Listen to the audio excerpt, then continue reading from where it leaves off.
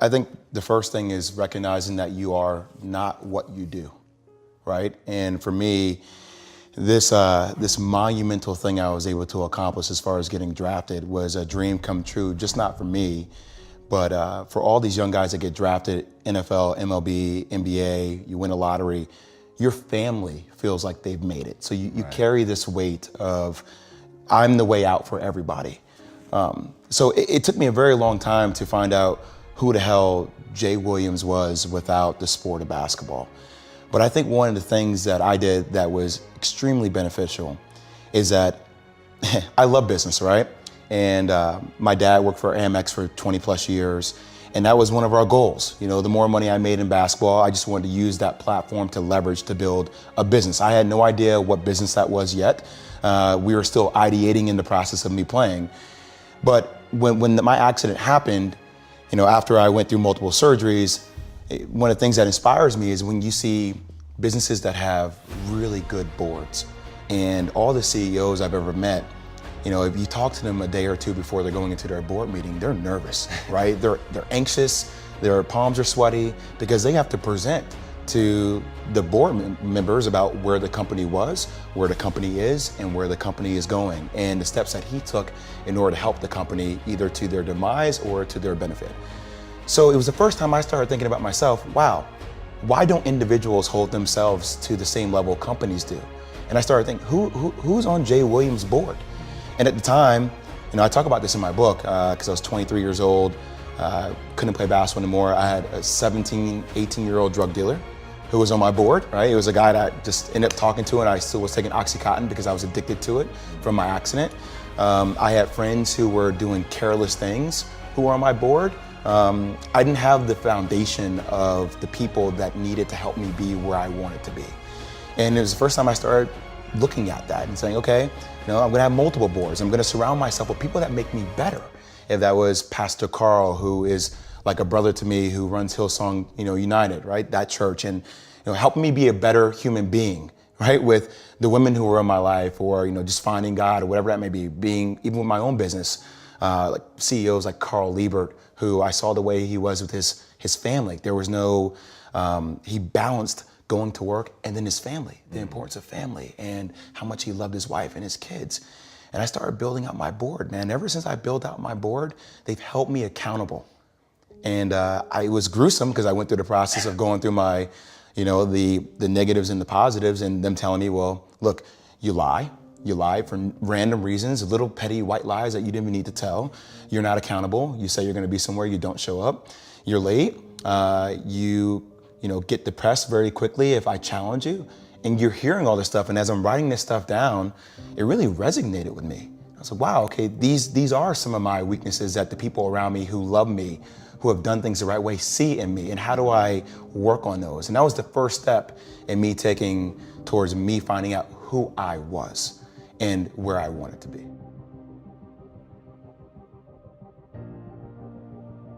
I was always a kid that didn't receive the recognition early in my life. Everybody else got it. So, you know, for me, I remember the first time I got my first letter from a college was going into my junior year, and my head coach in high school, a guy named Mark Taylor, I still love you to this day, Mark, but he was like, you need to commit to Fordham. You need to go to Fordham right now. I don't know if the opportunity is going to be better for you. And I remember thinking to myself, wow, okay, like, do I commit to the first school that sent me a letter, or do I have this tattoo on my wrist where actually the first time I tried to commit suicide, I tried to cut my wrist that says believe, because my mother's always talked about either if you don't believe in yourself, then who's going to believe in you? And I think that was one of the benefits of being an athlete that was always overlooked, in my opinion. It forced me to work harder. It forced me to put my head down. Now, there's some disadvantages to that too. You can get lost in the work process and not be present to some of the things that are happening in your life. But I think that mentality and being around people that inspired me, not by their words, but more so by their actions. I hear a lot of people talk every single day.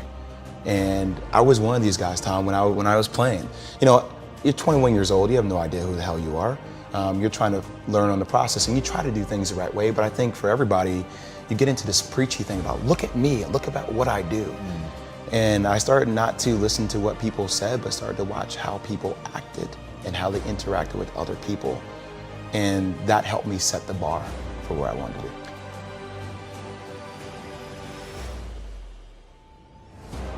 You know, this is actually the relationship that I'm in now. Is probably one of the most challenging relationships that I've ever been in because she forces me to address issues. I mean, we all have issues, right? To some degree, and there are issues I have relationship-wise too. But when somebody forces you to address and you allow yourself to be vulnerable and you try to communicate the worst parts about who you are, that overall, that sheds you, right? It's so rewarding to almost feel like you're coming clean. That's what writing my book was for me. Right. And nobody knew I tried 2 attempts at suicide. I thought that, gave insight into my weakness. But, then you start talking to other friends. One of my really good friends who was my lawyer got a divorce. His wife up and left him, really didn't go through therapy, just kind of on the whim, was gone. And I started thinking about, for the first time, wow, that's his accident. I'm watching him go through the same thing I went through, just in a different vertical, a different silo. So helping other people address their issues while I'm still learning myself. I'm only 35 years old. I don't have all the answers too. So I think I'm starting to appreciate the process. And I found relevance in the process of it's not always going to be easy. There are going to be challenges. There's still going to be curveballs thrown at me. But I can't become introverted. I have to continue to get outside myself because when you're uncomfortable, that's the only way you're going to grow.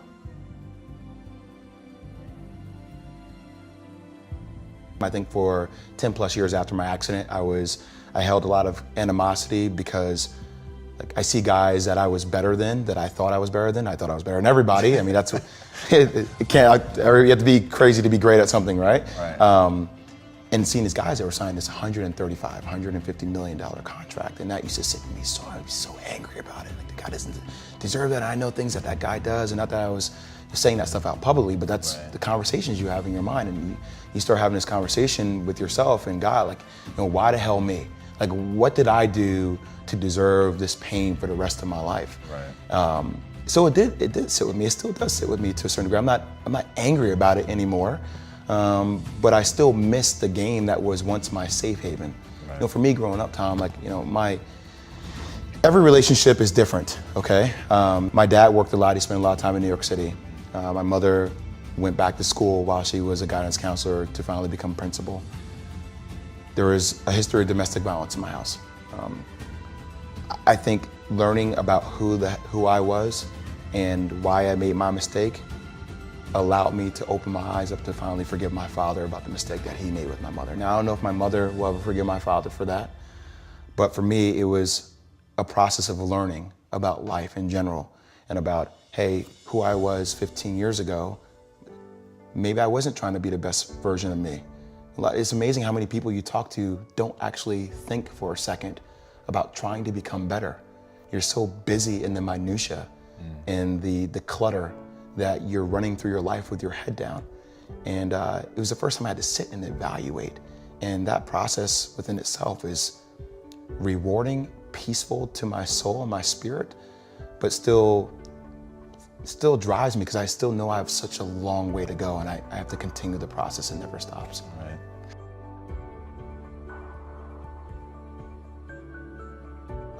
First, I've seen it on a multitude of levels. It was really funny.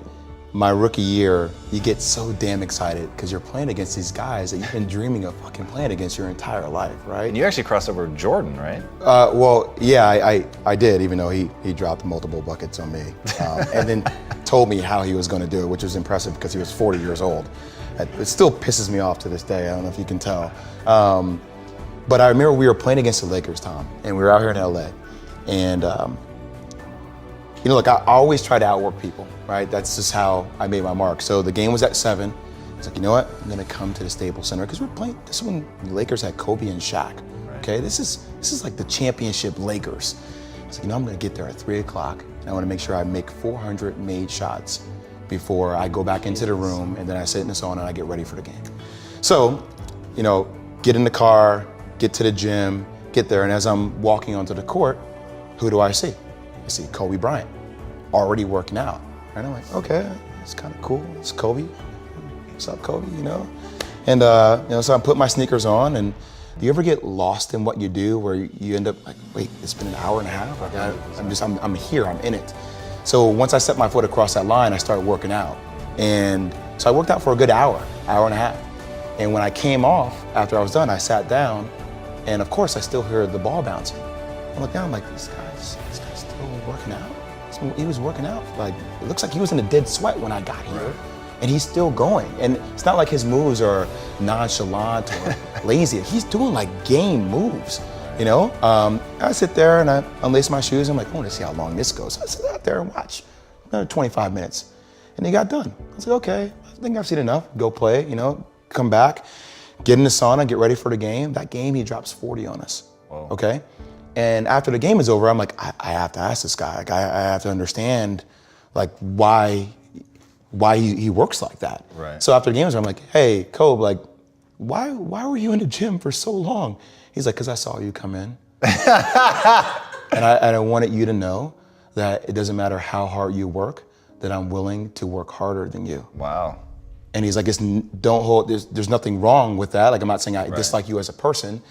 You inspired me to be better. Right. And it was the first time I started to see this level of competitiveness where I said, I need to start doing more. Right. Wow. Like, and everybody that I've been around in my life who's been uber successful, and I'm not talking monetarily, I'm even talking spiritually.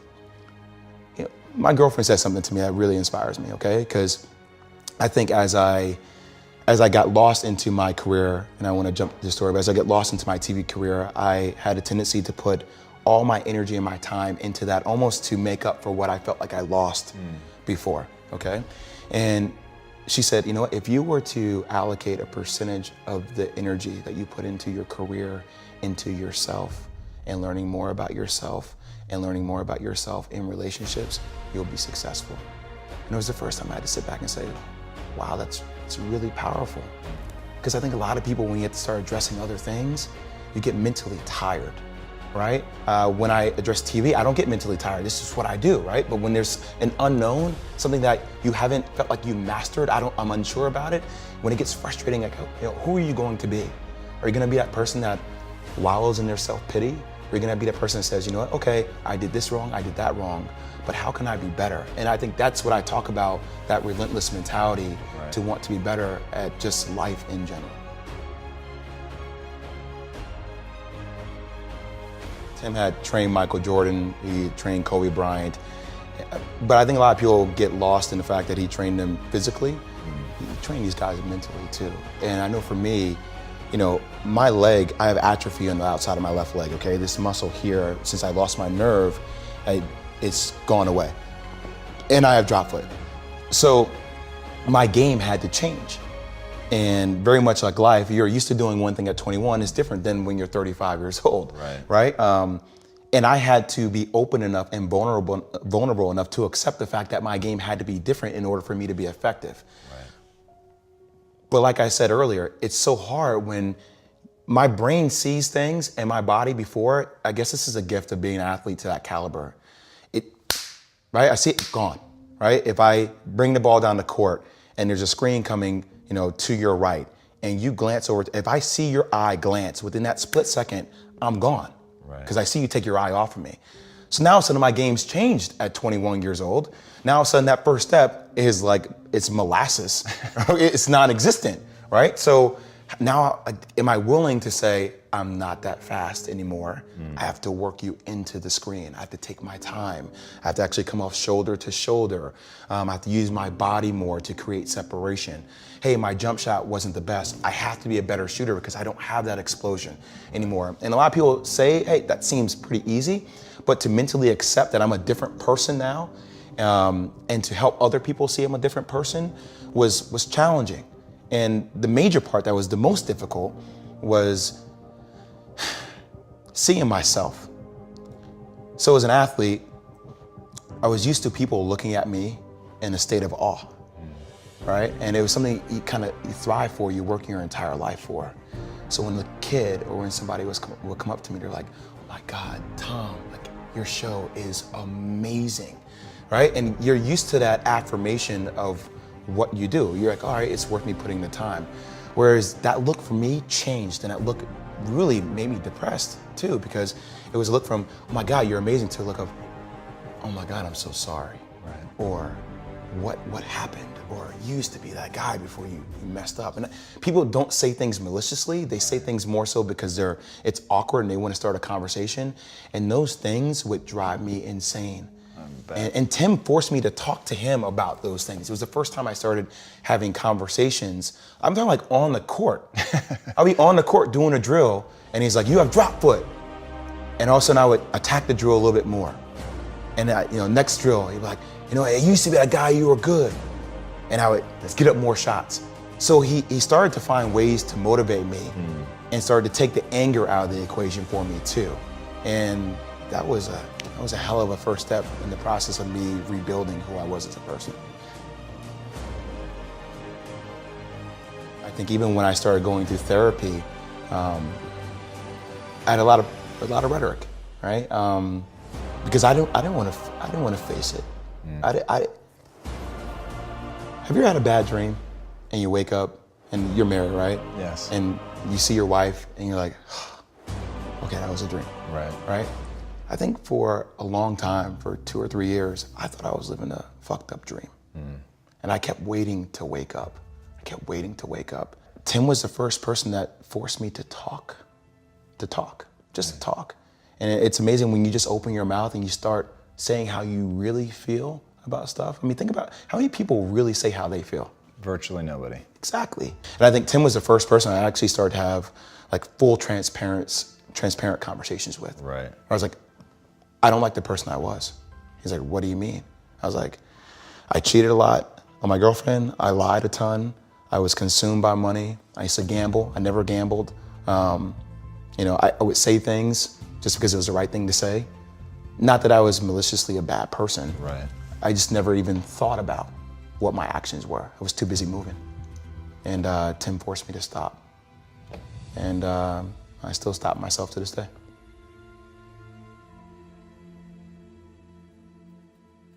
I press pause in life sometimes, and I think it helps. I recalibrate. To try to get out of an obsessive thought? Yes, or just to, even to get out of funks, whatever maybe. I'm a firm believer in that you have to find balance in life, right? So there are gonna be times where your journey is gonna be down here and it's gonna be tough.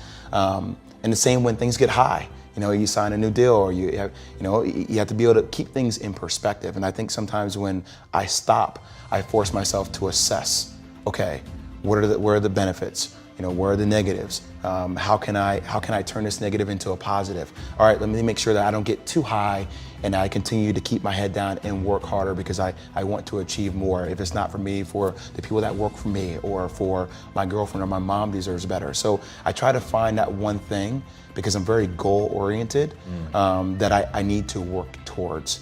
And once I achieve that, it's another goal. And I don't want it to ever stop because that's what life should be. I lived a life that has been different. Not for better or for worse, it's just, I feel like I'm old soul. Let me address one other thing that you said that I find fascinating, because I think it's an epidemic within our culture. In the American culture, it's so funny, like the comeback, right? When I wanted to write my book, I got turned down by multiple publishing agencies. And people are like, well, you didn't come back. Right. And I think that's like the American, through the American scope of how we look at things. Like, well, did it come back and crush it? And that's a comeback story. And I'm like, shit. No, I came back mentally. Right. That's a story. That's a story that should be cherished for younger kids out there, for older people out there. It doesn't matter. You don't have to come back and do what you did before and do it exponentially better.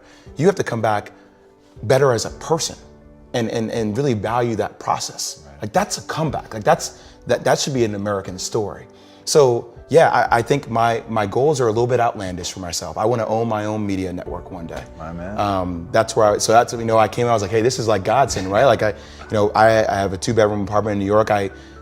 My mom comes and unfortunately there's a big camera in the room and there's lights and she's like, are you filming me while I sleep? And I was like, no, but now I may, because it may be interesting content, But I think about, hey, how can I be bigger and better? And I think about now, how can I break outside this mold of just being a college basketball analyst? That's how I got my foot in the door at TV. Right.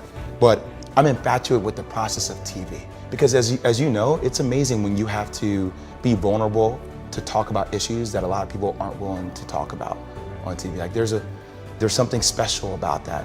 So if that's me having conversations with, somebody I'm interviewing, or me being lost in, telling dialogue, I love it. Like it's my passion.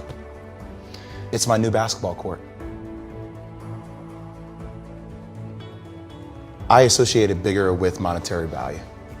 So for me, it was like, hey, I could have made $250 million in my NBA career. How do I achieve that? Right. Like that's the goal. That's what bigger means. And bigger has changed for me to now meaning impact, right? So yes, I do want to have my own media network one day. I do want to help other people film content. I love content, but I rather it be. I don't worry about the money now. The money's going to take care of itself. If I impact people, the rest will happen. Me telling my story was selfish at first because I wanted to write a book for me. I needed to write a book for me. I needed to sit down and really go through the shit, the good, the bad, and really write it out. And I didn't even know if I wanted to share it at first because a lot of people, when they write a book, they're not gonna be fully transparent. They're gonna be worried about what is my image I'm portraying to everybody else? Is this gonna hinder me from getting other deals? Can I lose deals that I currently have? And writing it, after I got done, I was like, it's like, wow, shit, that feels good. It feels good. And it didn't matter what people said, good or bad. Some reviews killed my book, other reviews loved it. I didn't write it for them at first. And then after I started hearing people tell me their stories, oh shit, like this is what it's all about, And I used to say it all the time, why me, why me, why me? And all of a sudden that conversation changed to, yeah, fuck yeah, like why not me? Like why not me? And I think the more you can start looking at facing adversity by saying, why not me? You approach things with a completely different mentality than a person who feels like they're going to be a victim. You start becoming the hunter again. And the more you can stay with that hunter mentality, it will pay dividends down the line. And I think choose is a really imperative word because a lot of people choose not to, follow up on things that happened in their past or sit time to reflect. And that's why, like I alluded to earlier, it's amazing. It's like this hamster wheel that people just, like, I see it all the time. I think New York City is a prime target for it because I can walk down the street and it's, look, there's an epidemic with homeless people in New York, right? I think it's throughout our country too. And there was a guy who lived outside my apartment and I have a place in Tribeca. I've worked really hard for it. And it would shatter my soul every morning when I would get up in my apartment and I have these big windows and I look out and I see this guy who's homeless, right? And I was sitting there one day and I saw so many people just going by him, just on their phone, not paying attention to him. Not that he was looking for attention at all. And I got out of my apartment, I went down and I started talking to him and you start finding out this guy and his story and where he's from and the fact that he lost his daughter in a really bad accident. He used to work on Wall Street and his wife divorced him and he can't pick up the pieces. And look, I wanted to help the guy and you try to talk to the guy. I don't think he was all there anymore. I think he had succumbed to the just the resentment and the contention he had for the world in general, okay? But he said something that was so powerful to me. Because in a moment when he was talking about all his frustrations, he said, you know what though? I am where I am and only I can change it. And I remember, wow, as much as we're talking, you are the only person that could change it. At the end of the day, people can want to help you as much as they want to help you. And I don't think complaining is the answer either. I think vulnerability and talking to people about what's actually going on in your life gets them invested in you. And the more you listen to them, gets them invested, you invested back in them. And that's when a bond is formed. But that person can only take you so far. You have to want to take yourself to a different place. And if you don't have that, then you're going to stay stuck. And a lot of people choose to stay stuck. And we see it every single day. I mean, a lot of people, they may not properly articulate that, but they live their lives that way. I mean, I think the more you're willing to confront it, the more you're willing to talk about it. I think talking helps, man. I know this sounds cheesy. Not at all. But I talk to myself, okay? People have seen me and think I'm a little bit crazy, but I remind myself of what happened. I wake up in the morning and I always make sure that I look at my leg. I can't pick up my big toe, right? So I have to crack my toe. My toe always cracks and it hurts in the morning when I crack it because it gets stiff. And all right, my accident happened like June 19th, 2003. Right. It happened. It sucked, it was painful, but it happened. It's a part of my blueprint. It doesn't define me, but it's a part of my story. But a lot of people allow that one moment to define the rest of the story. You can't allow that to happen. And you have to be vulnerable enough with yourself to accept the fact that shit happened. Bad stuff happens to everybody. You have to drive your own car, and if you don't drive it, somebody else is gonna drive it for you. And that other person who's driving it may not be a person, it may be a darkness, that entity that we talked about, that is easy to get lost and consumed in. I did say thank you, probably when I was 30 years old, 5 years ago. I said, thank you for happening to me. I'm still clawing now. I don't think you ever claw your way out. I think it's a process. It's easy to go back into that. That's why I talk about, reaffirming what happened and reaffirming where you want to go to yourself. We spend so much time talking to other people and giving other people advice on what they need to do in their life. And sometimes you need to sit down and give yourself advice on what's best for you. What's some of the best advice you've given yourself? Wow. Can't live in the past.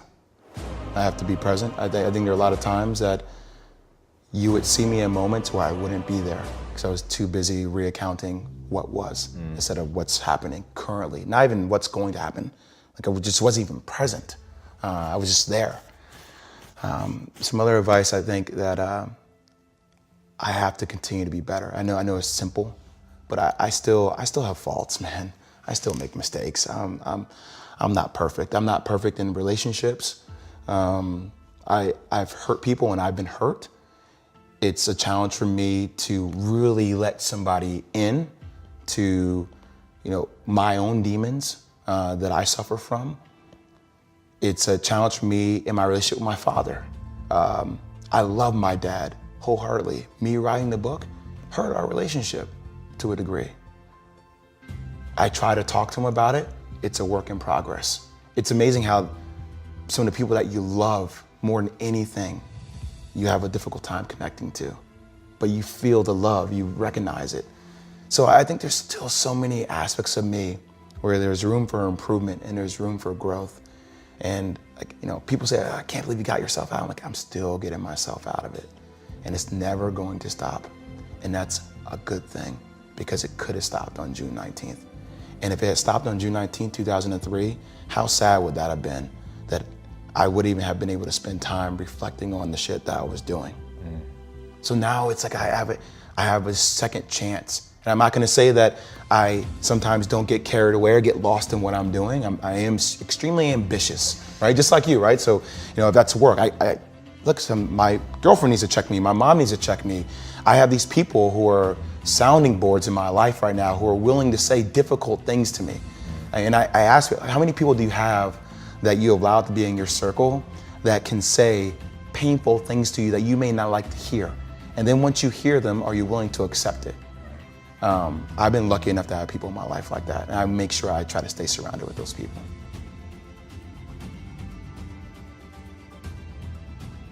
It's fulfilling to recognize that nobody is the perfect end product and that everybody has stuff to work on. But once you're able to say, wow, that is something I need to work on, and you feel yourself taking the steps necessary to be better at it. I think the first thing is to, and I do this when I do talks, and it's amazing to see how squirmish and uncomfortable people get. You hear that? That's the only person you're dealing with is you when you're quiet. It's fascinating. It's fascinating to look inside yourself or to spend time with yourself. And whenever I do a talk or when I talk to people who I think are going through a lot of pain, I first tell them, okay, I understand what you're going through, but you just need to stop for 1 second.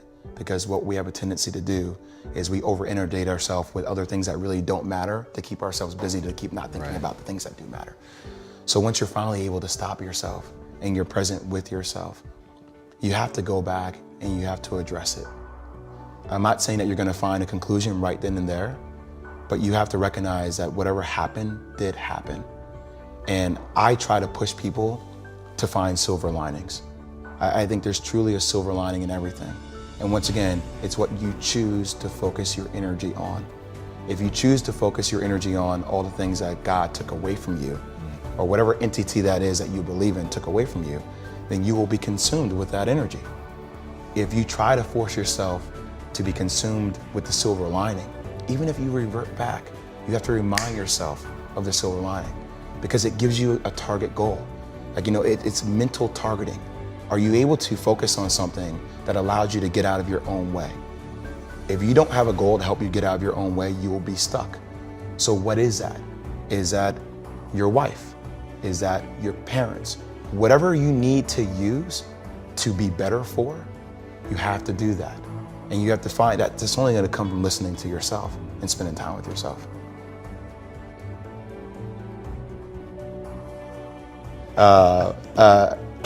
I do stuff all over, social media between Twitter, Instagram, and Facebook. And I'm trying all these different new shows. I'm trying to pitch a show called FU Money because I'm fascinated to hear what people's numbers are. Everybody has a number in which they feel like they can accomplish something. And it's amazing sitting down and talking to people. Some people's numbers are 2 million, some people's numbers are 500 million, and some people's numbers are 20,000. And it's not about the money at all. So, doing stuff like that, I'm dying to break out and be involved in entertainment, do more sit-down talks with people.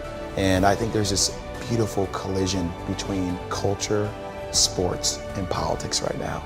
And it's so fascinating to watch different people decide to step up out of their particular silo and speak out about other issues that aren't the ones that they work in, right? And how you respond to that. Like, people saying to me if I make a comment about where we need to be politically. And I'm not saying that I'm for Trump or I'm against Trump. I don't agree with a lot of stuff Trump's doing right now, but he is our commander in tweets. Our commander in chief. You got that. So I did a little series called Reunited States of America, where it was fascinating for me to do a social experiment and to see if people are willing to listen to what other people have to think.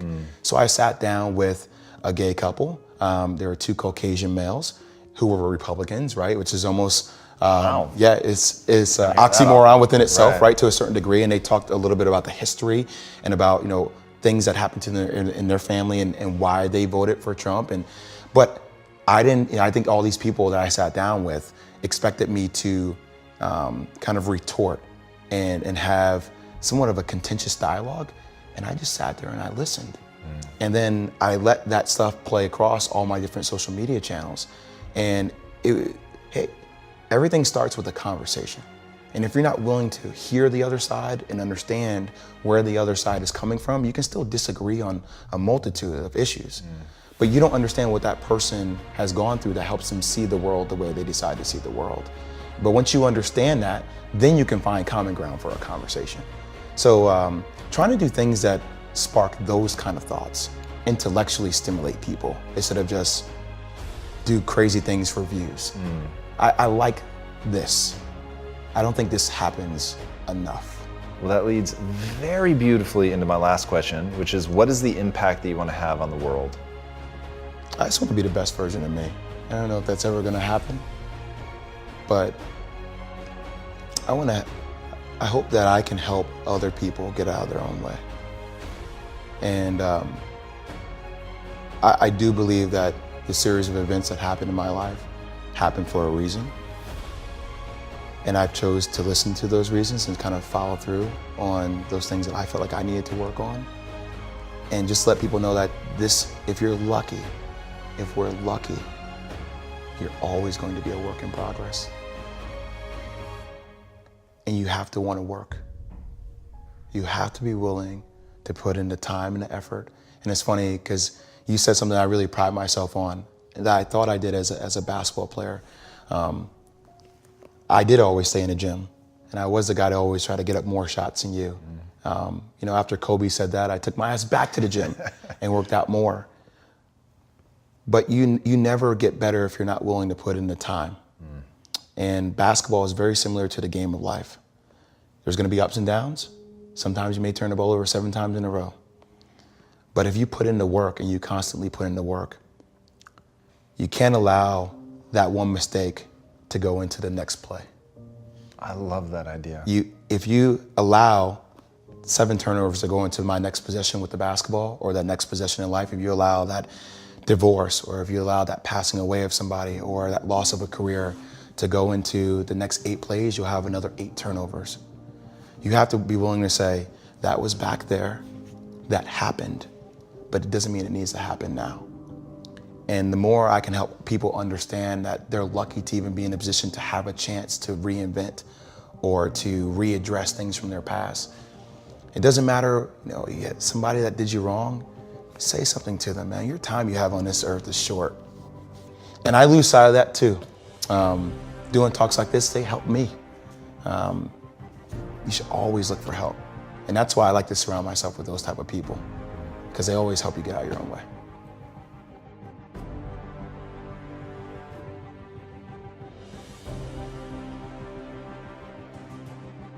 It was one of those years where I got easily lost into the glitz and the glamour of what the NBA was able to provide. And, when my stint at Duke was very sheltered, we were kept in the bubble pretty much. Right. And then all of a sudden, I lost 13 games, Manny, my 3 years in college. I lost 13 games in my first month of the NBA. And not only was it losing, but guys seemed to not care about losing. And, guys talking to women throughout the course of the game, guys doing drugs throughout the season.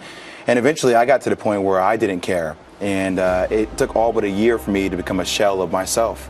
And that eventually led me to becoming extremely rebellious. I had a lot of conflict with my parents. And I wanted to do what I wanted to do when I wanted to do it. And that's what money did to me. And it changed me, which led me to get a motorcycle.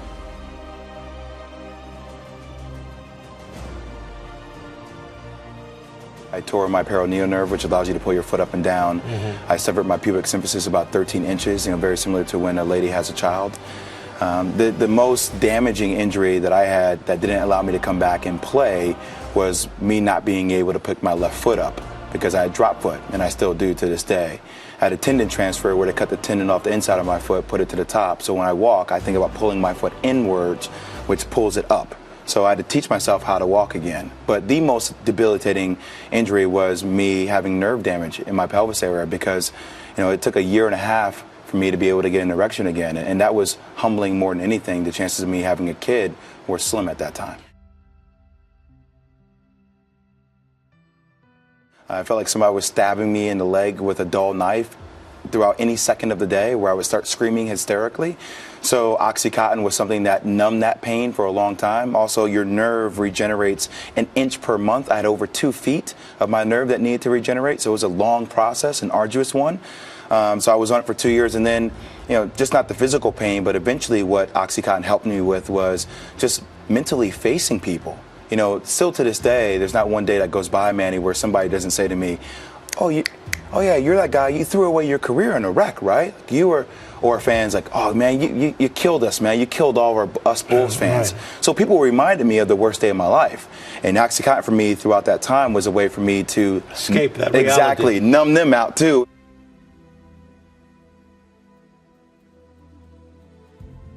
Well, basketball didn't bring me up, and what I try to tell people is that every successful company has a board. There are people that the CEO needs to answer to. And when he answers to them, they also help him brainstorm on how to make the company better, more successful. Right. Why don't people look at themselves the same way? So I ask people all the time, who's on your board? Is it a board of negativity? Is it a board of people that actually hold you to a higher standard than you hold yourself to? And after my second suicide attempt, I decided to make a board. And I started soliciting people and asking them for their advice, asking them to be brutally candid with me, tell me about some of the flaws I had. And they were upfront, they were transparent. And we started working on things. And I just started to fight to pick myself back up. And I think that's the mentality also that I had from the court, because I'm extremely competitive. Right. And I was able to translate that into the bigger game, which is the game of life.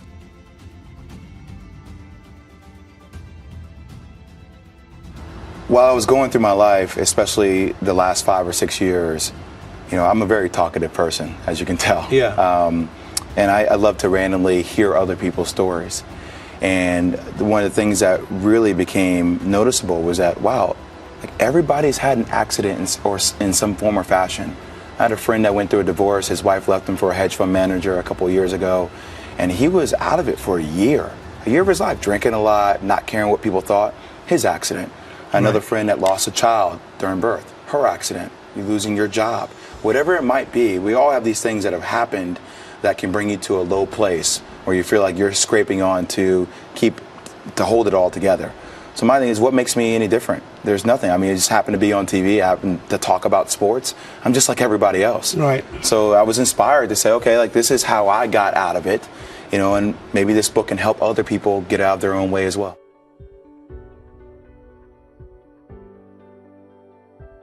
That's the thing. I think for a long time, I was held captive by my accident. I was a prisoner in my own mind.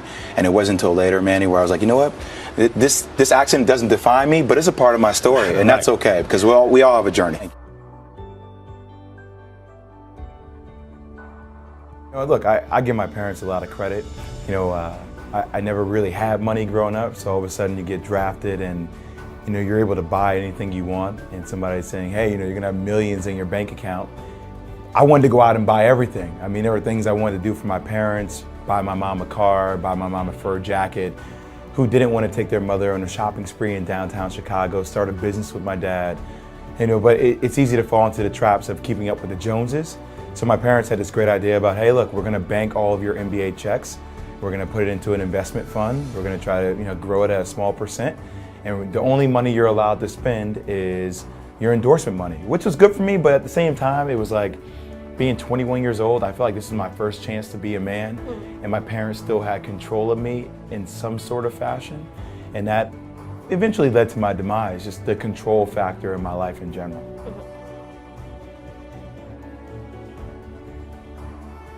It's really all about the hustle. It's about having the mentality. And it blows my mind when I see guys who are millionaires walk into places and they're like, oh, okay, I want to go get that car for $120,000. I'm like, hey, why don't you just go to the founder of the car dealership and say, hey, look, I'm going to give you courtside seats. Let's work out a deal.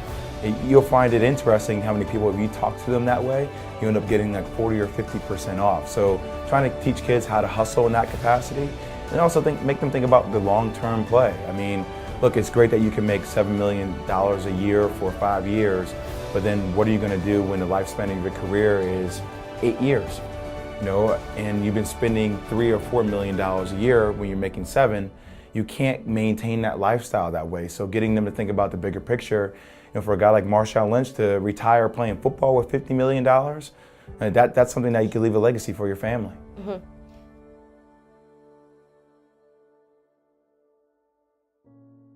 Sometimes when you slow yourself down, you take a second to reflect about how far you've came, right? And that whole year prior, I have been battling different things. I've been battling partying with teammates. I've been battling losing, guys not caring about losing. I've been battling my parents in different ways because now all of a sudden we have money, and money changes things. It changes the dynamics between your family, especially when my mom and dad were working for me. So there was a power control struggle there for a minute, especially between my dad and I, because we're both alphas.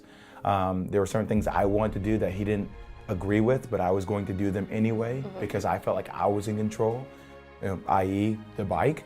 And that day just started off with one of those great days where I decided to take my bike out instead of my Corvette or my Tahoe. Yeah. And that day led to my accident, which forever changed my life. If you go back and you think about your life, there are always signs, right? Like, prime example, relationships, right? I don't know if you've ever been in a relationship where you have a gut feeling where you're like, oh, something doesn't feel right. But you have a way of justifying things in your mind. You're like, well, maybe I'm just tripping, maybe blah, blah. And how many times does that happen to people every single day? And, reflecting back upon that moment, there were so many signs from me. Not only signs from my friends and family being like, what the hell are you doing? But also signs like the keys, and me literally swiping the Tahoe keys or the Corvette keys out of the way, and me thinking about it, like, should I ride my bike today? I shouldn't be on my bike in the first place, but screw it, it's a nice day, I want to do it, I can control my life, and we're all not in control of anything, really. Yeah.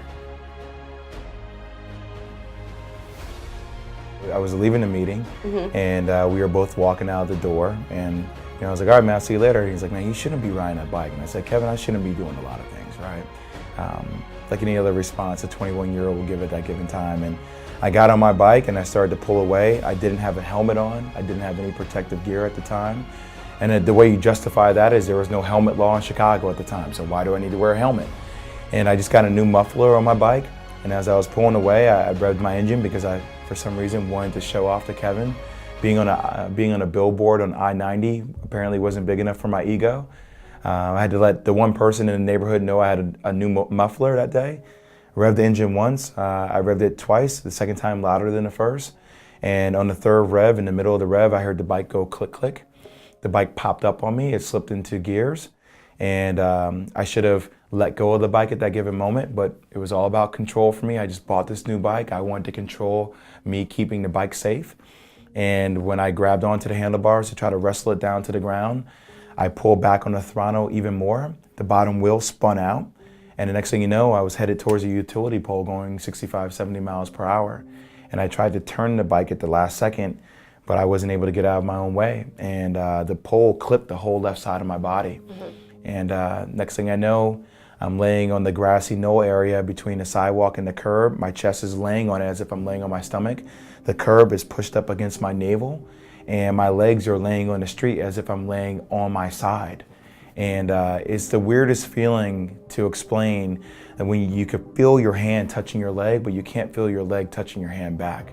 And every time I kept rubbing my leg, I kept looking at my hands ready to see blood, and I didn't see anything. And it was at that moment, something in my soul just told me I threw it all away, and I started screaming that out. I threw it all away.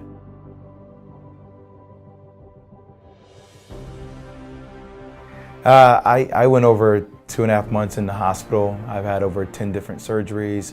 I severed my pubic symphysis, which is what a woman goes through when they have a child. My pubic symphysis split open 13 inches. I dislocated my right knee. I tore every ligament in my right knee.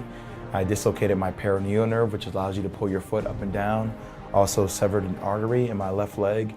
And it was, look, all the physical pain I went through in order to get back to learn how to walk again, it paled in comparison to the mental agony I lived with for the next 10 years of my life. Look, being in the hospital room, you have to live with your own thoughts, right? And it's the first time I spent time by myself.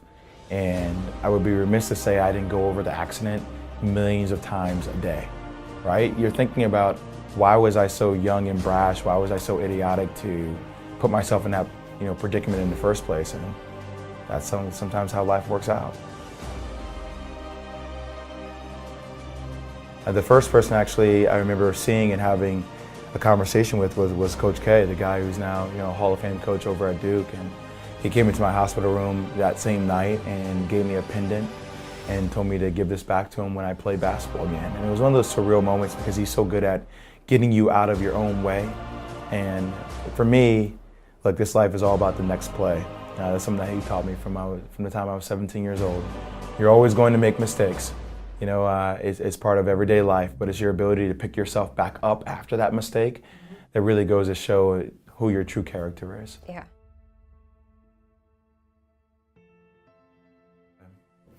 Who doesn't want to be a millionaire, right? Who doesn't dream about that? Where I'm from, Plainfield, New Jersey, times were difficult. I watched my mom work multiple jobs. I watched my dad wake up in the morning at 4:30 to take a train all the way into New York, to come back home at 9 o'clock at night.